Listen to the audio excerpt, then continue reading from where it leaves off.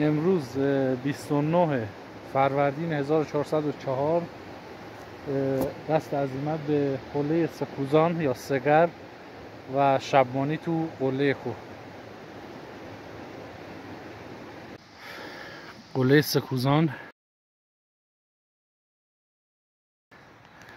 شروع ساعت تقریبا فکر کنم 7 و مثلا 35 دقیقه باشه. مسیر قله سکوزان یا سگر اون درخت ساعت 8 و 18 دقیقه است.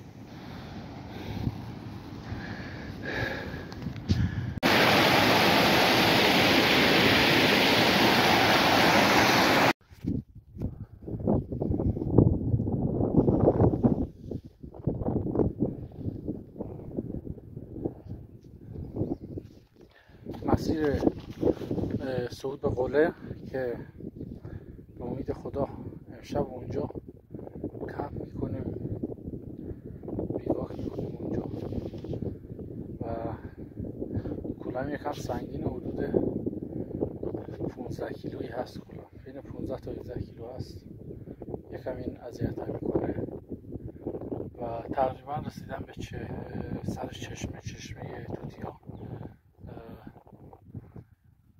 تخت سفره و فقط اون گرده سکوزان مونده تقریبا.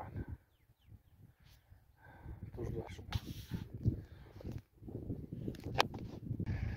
چشم توتیا، تخت سفره، مسیر صعود به قله و شبمانی، چالش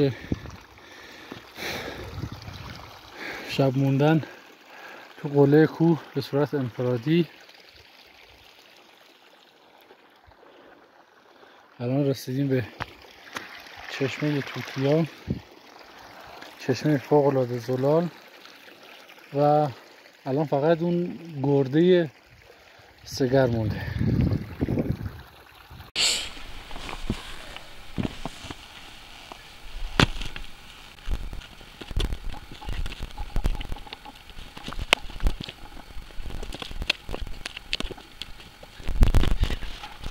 برم محل آماده میکنم چون باد از این ور میاد. برم یک کمی سنگ چینی میکنم، حالا باید محکمش کنم. بعد یه صبحونه خوردم ساعت حدود 2. لباسایی که عرق کردن رو گذاشتم خونه خوش بشن واسه امشب. چادر رو اینجا باید تسطیحش کنم، چادر رو بپا کنم.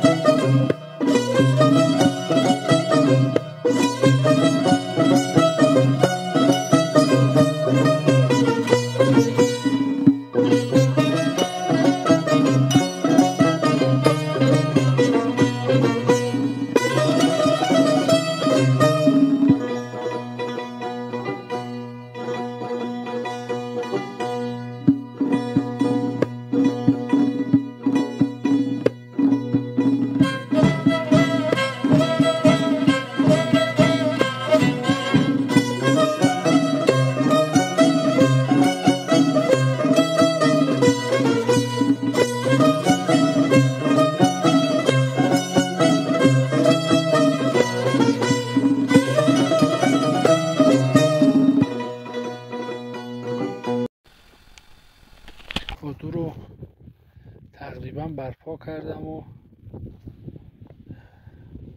تا قبل از اینکه باز شروع بشه، چون اینجا خیلی شدید باز شروع بشه باید محکمش کنم. رو پوشش هم باید بزنم و برم سراغ کارهای دیگم.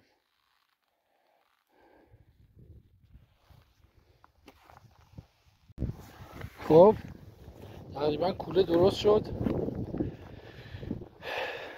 آماده میشیم یه استراحت کوچیکی کنم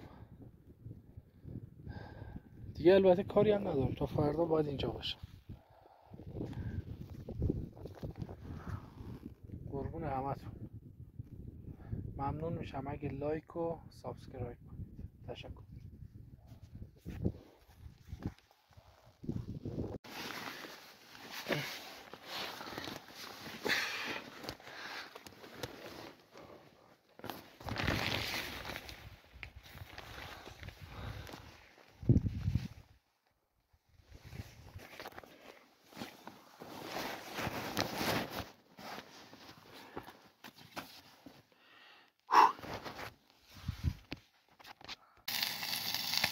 اینم از شام امشب.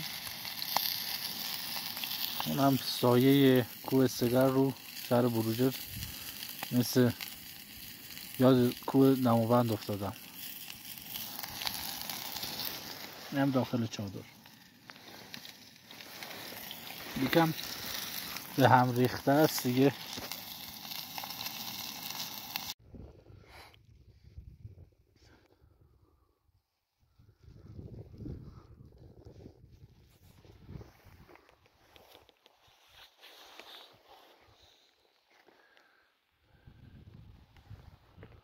اینم غروب